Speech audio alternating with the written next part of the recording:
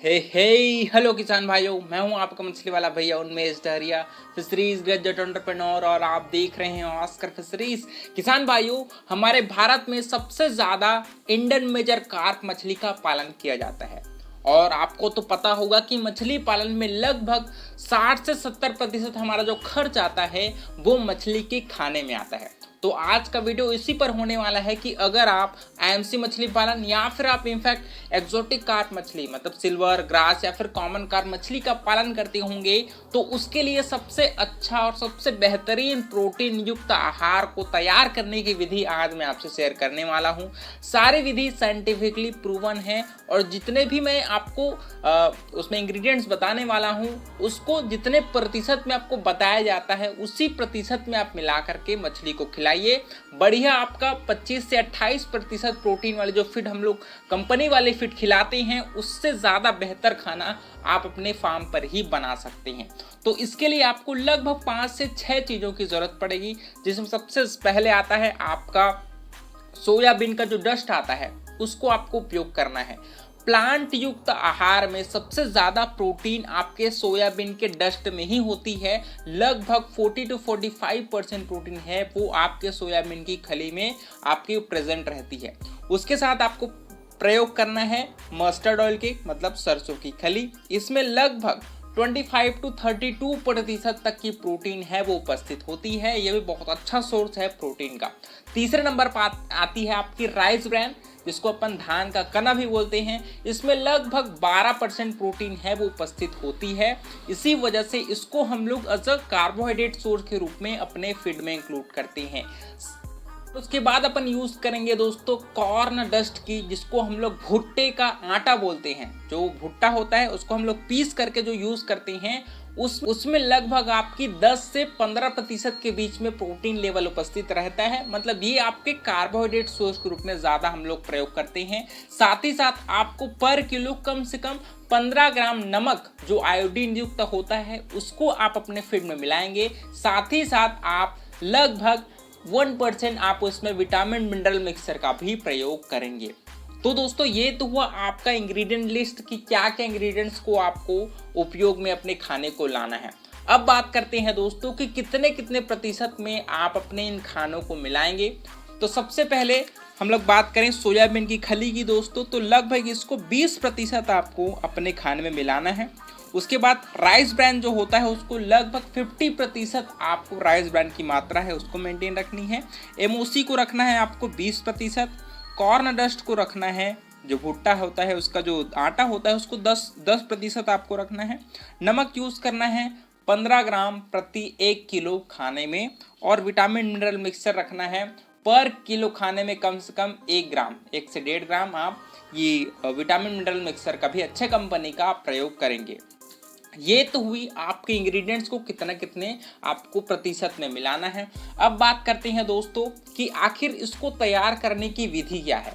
तो इसके लिए अपन यूज करेंगे दोस्तों, या तो आप अच्छे से एक एक्सट्रूडर मशीन ले सकते हैं और उस मशीन से पैलेटाइजर के उपयोग से आप पैलेट के फॉर्म में भी खाना तैयार कर सकते हैं। एक्सट्रूडर लगभग आपकी 45 से 50 हज़ार के बीच में आती है, आप उसको चाहे तो खरीद सकते हैं। लेकिन अगर आप अपने हाथों से ही खाना तैयार करना चाहते हैं तो सबसे पहला काम इन सभी चीज़ों को आपको एक बड़े से जो अच्छे से बिछाने के लिए कोई चीज़ यूज़ कर लीजिए, पॉलीथीन यूज़ कर लीजिए, उसमें इन सभी इंग्रेडिएंट्स को आप तौल करके रख दीजिए। उसके बाद आप चाहें तो इसमें पानी मिला करके आप इसको थोड़ा सा पका सकते हैं। पकाने से क्या होगा, मछली को इसको पचाने में बहुत ज़्यादा फायदा होगा। साथ ही साथ बहुत सारे आपके मस्टर्ड ऑयल केक में एंटी न्यूट्रिशनल फैक्टर उपस्थित होता है जो मछली के पाचन शक्ति को कम करता है। उसके न्यूट्रिएंट्स को दोस्तों अच्छे से मछली के बॉडी में घुलने से उसको रोकता है। इसी वजह से इसको एंटी न्यूट्रिशनल फैक्टर कहा जाता है। तो अगर आप उसको पका देंगे तो उससे जो सारे जो ये फैक्टर्स होते हैं वो बाहर निकल जाते हैं, ये उड़ जाते हैं और अल्टीमेटली आपके मछली को फ़ायदा होता है। तो अगर आपके पास एक बड़ा सा कढ़ाई होगा या फिर मछली खाने को थोड़ा सा गर्म करने का सुविधा होगा तो ज़रूर आप इन खानों को थोड़ा सा उबाल दीजिए, थोड़ा सा मतलब गर्म कर दीजिए ताकि उससे भाप निकल जाए और अच्छे से आपका खाना है वो पक जाए। तो आप कोशिश करिए कि खाने को थोड़ा सा पका लीजिए। अगर नहीं पकाएंगे तो सीधा आप अपने पॉलीथीन में इन सभी को तौल करके आप अपने एक जगह इकट्ठा कर दीजिए। सबसे पहला काम, आप सभी इंग्रेडिएंट्स को अच्छे से आपको अपने हाथों से मिक्स करना है। मिक्स करने के बाद आपको एक गोला तैयार करना है खाने का। कम से कम आपको 10 से 15 गोले तैयार करना है, अपने खाने के छोटे छोटे गोले तैयार करने हैं। और इसके बाद सबसे महत्वपूर्ण काम आता है कि उस गोले को आपको कैसे अपने तालाब में अप्लाई करना होता है। ये भी एक अच्छा मेथड है। तैयार करने के बाद दोस्तों, इन गोलों को अपने तालाब में डालने की 2 विधि है। या तो आप डायरेक्ट अपने हाथों से गोले को अपने तालाब के 4 कोनों में और सेंटर में, आपके पास अगर फीडिंग करने वाला नाव होगा उसका प्रयोग करके आप सीधा सेंटर में और तालाब के 4 कोनों में आप इस गोले को आप डंप कर दीजिए। मछली को अच्छे से भोजन मिल सकता है। साथ ही साथ अगर आप चाहेंगे तो आप बैक फीडिंग भी कराइए। इसमें क्या करना है, आपको अपने खाने को दोस्तों एक बोरा में, जो आलू का बोरी आता है जिसमें छेद होता है पहले से, जो आपका इससे क्या बोलते हैं, नारियल की रस्सी से बना होता है ना, उस प्रकार के जो बोरा होता है जिसमें पहले से छेद होता है, वही उस प्रकार के बोरे में आप अपने खाने को भर दीजिए, जो गोला बनाया है उसको। और तालाब में कम से कम दोस्तों पर एकड़ में 5 से 6 बोरा अलग अलग जगह में उसका एक सेंटर बना दीजिए, जहां पर बोरे को आपको लटकाना है और उसमें खाना डाल करके मछली को आपको खिलाना है। फिर आपको ये समझ में आ जाएगा कि आपकी मछली की कितनी रिक्वायरमेंट है और कितनी आपको मछली को खाना खिलाना चाहिए। इससे एक फ़ायदा होता है कि आपके सामने मछलियाँ खाना खाएंगी। और दूसरी सबसे महत्वपूर्ण बात कि इससे फीड का कॉस्ट है वो बहुत कम हो जाता है, क्योंकि वेस्टेज ना के बराबर होता है। और जितना भी खाना बचा रहेगा, मछली बाद में जब उसको भूख लगेगी वो तब आ करके उस खाने को खा सकती है। अलावा आपको एक चीज़ का ज़रूर ध्यान रखना है दोस्तों, कि आपका जो खाना, जो इंग्रेडिएंट्स आप अपने खाने को तैयार करने के लिए उपयोग कर रहे हैं, वो अच्छे से आपका साफ सुथरा होना चाहिए। उसमें कोई भी प्रकार का फंगल या फिर कोई भी इन्फेक्शन उस खाने में नहीं लगना चाहिए, क्योंकि अगर आप इन्फेक्टेड खाना अपने तालाब में डालेंगे तो ये आपके मछलियों के हेल्थ के लिए भी बहुत ज़्यादा खतरा साबित हो सकता है।